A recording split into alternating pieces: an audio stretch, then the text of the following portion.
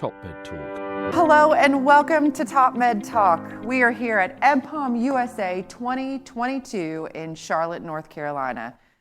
I am Desiree Chappell, your host, and I'm joined by Monty Mythen, my co-host. Hello, Monty.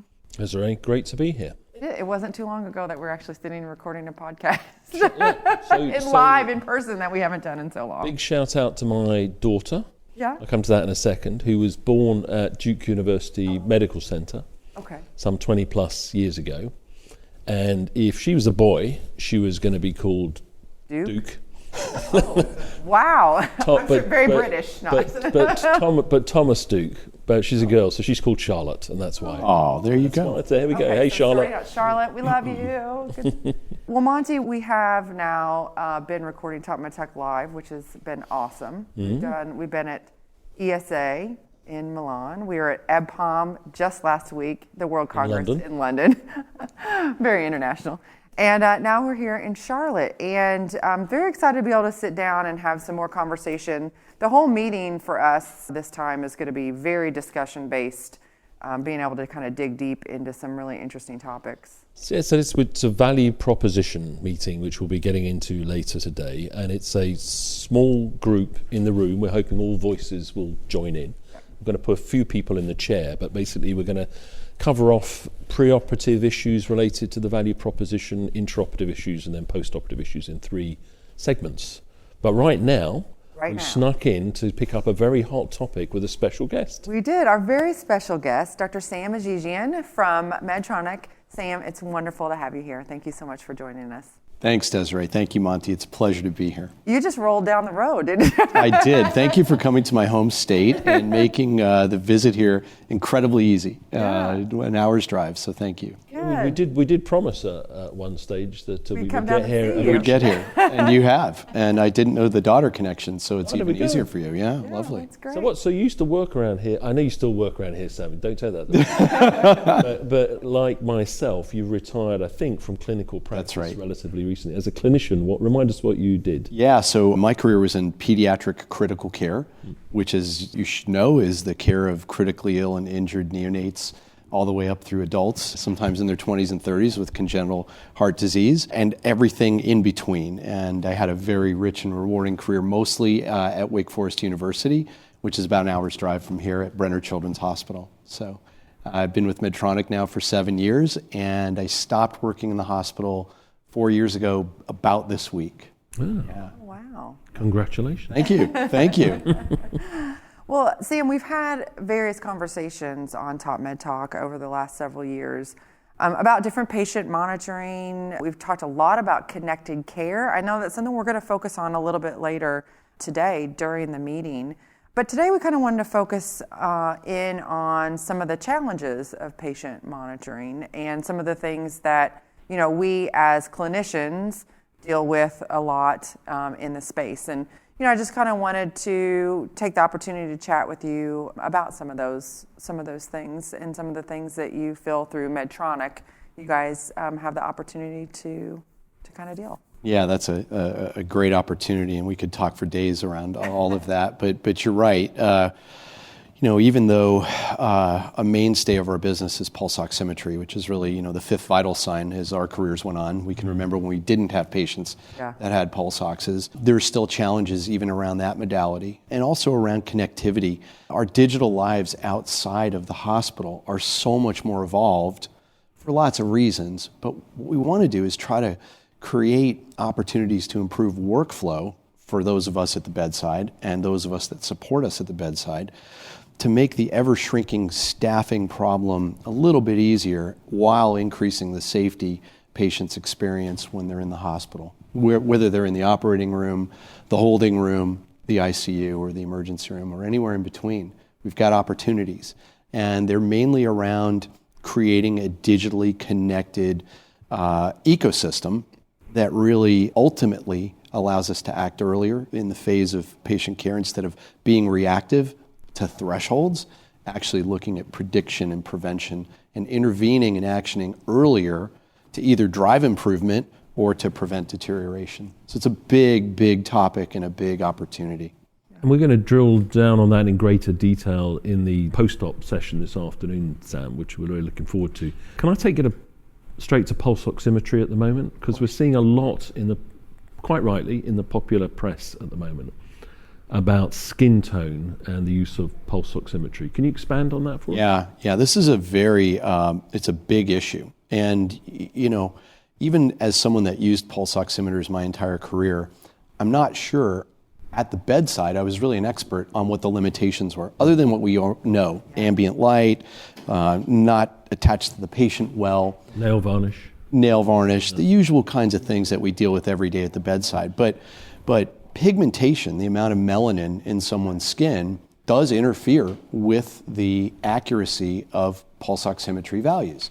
This is well borne out. When you take a pulse oximeter to market, there's a preclinical phase in which the device is trained and the algorithm is developed.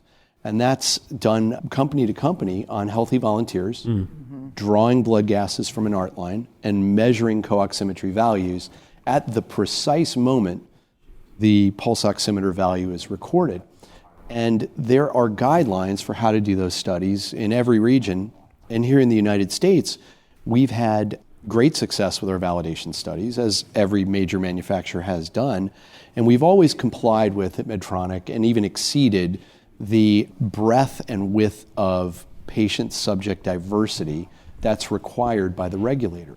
And the reason this has come to the forefront at the moment, particularly around COVID, was that people with darker skin colour, we think, have been underserved by the accuracy of the pulse oximeter for that group of people, resulting possibly in us not responding as quickly to people with dark skin colour clinically as we would to people with lighter skin colour. Is that about right, Sam? Yeah, that's about right. So going back to the physics of this, the pulse ox has limitations, and melanin content, which determines the level of pigmentation in someone's skin, can absolutely affect the accuracy of the number. And we see that in our own validation studies in our hypoxia lab. So what happens is the darker the skin pigmentation, the wider the range of display value you can see in the pulse ox read out value. So does it underread or overread, or it's unpredictable? Yeah, no, it's very predictable and very reproducible, and it tends to underread by a very small amount. Okay. In our own validation studies, at clinically meaningful numbers, so we're not talking about SATs in the 50s and 60s, which are do something immediately numbers that we can visibly see in anyone who's in distress at that level. We're talking about values in the 90s and high 80s. The discrepancy can be from 1% to 3%, and it varies slightly from manufacturer to manufacturer. So what we saw in COVID is the use of the pulse oximeter in a way that we as intensivists and anesthesiologists don't really use.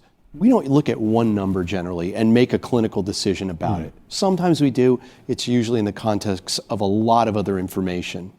But what we saw in a very, very overburdened system and the need to triage people into the hospital or home was adherence to strict thresholds for pulse oximetry only that were a fork in the road to come in and get oxygen, or you look okay, go home and come back if you deteriorate. Right. So in that context, the concern was people of color, people with darkly pigmented skin, were being read with a SAT of 93, let's say, when their SAT was really 90, or 92 and 89.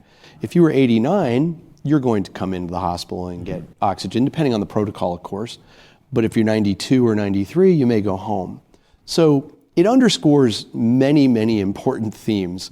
One, in medicine, in the care of the patient who needs oxygen or is thought to need oxygen, decision-making should never evolve around one value, whether that value is 100% accurate or not. We need to look at the entire patient, their work of breathing, their lab values, and all the other things we do in a clinical evaluation, and make an informed decision. What we saw is that the data that was written up showed that there is this bias.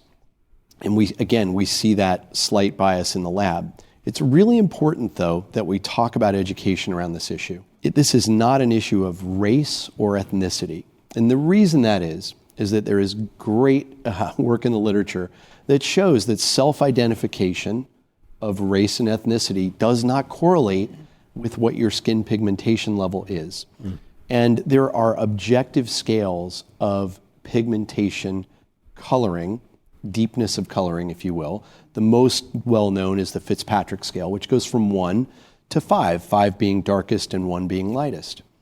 And when an industry looks at creating the algorithms for the pulse oximeter, we use objective evaluation of skin tone. So I may identify as an African American, but my Fitzpatrick score today might be 3.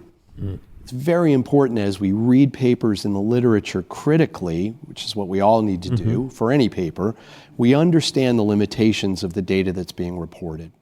And this is foundational around understanding retrospective review, which is almost all of these studies, really has a lot of flaws. One being the timing of the blood gas saturation compared to the pulse oximeter in those patients is really, really tough. When we're doing that in our lab, and every manufacturer does this, the timing is exact when that blood is drawn, and we're not looking at saturations on a blood gas.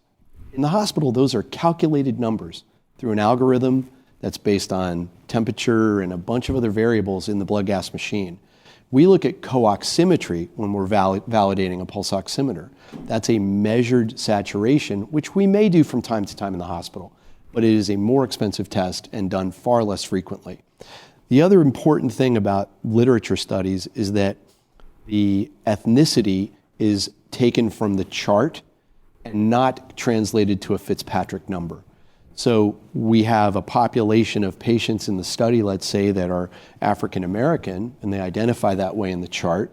That cannot mean that they're all Fitzpatrick 4 and 5s. They could be, but without an objective understanding of what that population's pigmentation level was, it's hard to make those decisions. So practically tomorrow, so I mean, I think from the critical care perspective, the unit I worked on until relatively recently, we were lucky enough to have co-oximeters, so that was the standard of care. But as you get further and further away from intensive care, there's the blood gas, and then there's no gas. So I'm presuming it's that go home with the oximeter, come back when it hits the number, that's the big risk factor. That is exactly right. We're not talking about serious risk once inside the hospital and getting care. We're talking about that patient that's looked at with a threshold of oxygenation and let go. And it's important to note, even if the patient's saturation is 95, with COVID we learned this very, very well, particularly in the first wave, many of those patients deteriorated within hours or less and had episodes at home that brought them back to the hospital right away, or deteriorated so rapidly that they passed away at home. Pulse oximetry and those thresholds seem like it was used actually in a more acute setting. Correct. You know, the decision to intubate or not, and so is that, you know, how has that been affected? Yeah, I think, you know, the beauty of medicine is that we're continually learning. We're lifelong learners. And here, you know, we thought there was no issue with this cornerstone modality for examining hypoxia and its effects. And now we've learned that there are limitations there. We, the manufacturers, know that there are limitations around the devices. They're in the labeling of the device. Yeah. But we never really take it, we, the practitioners, never really take it to the bedside. Yeah. We use it as part of a contextual assessment of the patient that determines how we act. So I think, you know, reflecting on the intensity of the pandemic and the lack of resources, it's understandable that practice changed. What's being borne out, though, is probably not an entirely accurate conclusion that patients of color, racially identified by their self-identification, got inappropriate care. Right. That requires a completely different study, which we're not going to do. No one's going to do that.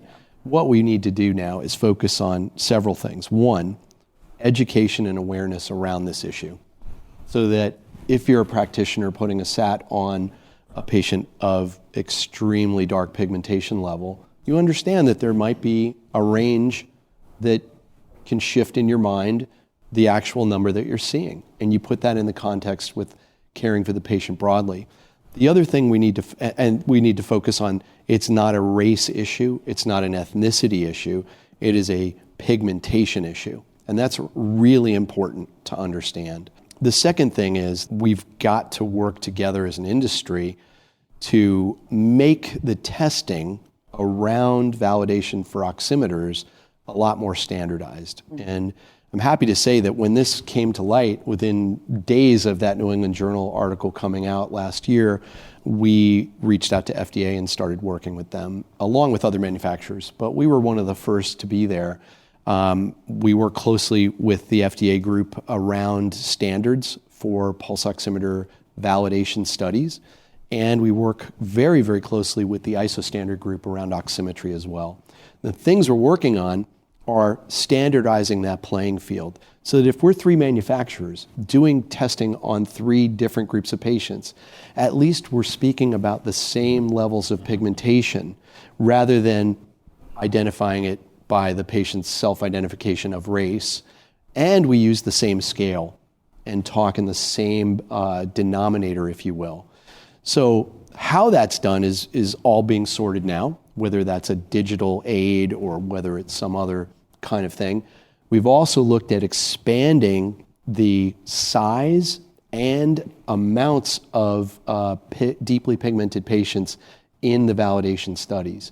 I mentioned earlier, Medtronic's always gone above and beyond for those thresholds, but it's important that we look statistically and critically at those subjects and optimize as much pigmentation input as we can to the algorithms. And has the FDA or other regulators put out any sort of standard warning now? I'm not saying necessarily the commonly clinically used oximeters, but there was quite a growth in buying the little finger oximeters you can buy online. Do they have a sort of thing now that says? Yeah. FDA did put out a guidance around pigmentation and oximeters. I believe it was late last year or early this year. I can't remember the date. But that was more a restatement of what we just talked about. Race doesn't equal pigmentation, and be aware of these limitations and others, things like that. To your point, those are things that are being worked on now in these work groups. Not only the standardization of pigmentation, but all the issues around that related to those hypoxia studies to make them as robust as possible. Right. Yeah, well, Sam, this has been a really interesting discussion. I think just to close, as a clinician, who has to go home tomorrow and use a pulse oximeter and these oximetry devices, the biggest takeaway for me when I'm using it, what would you say?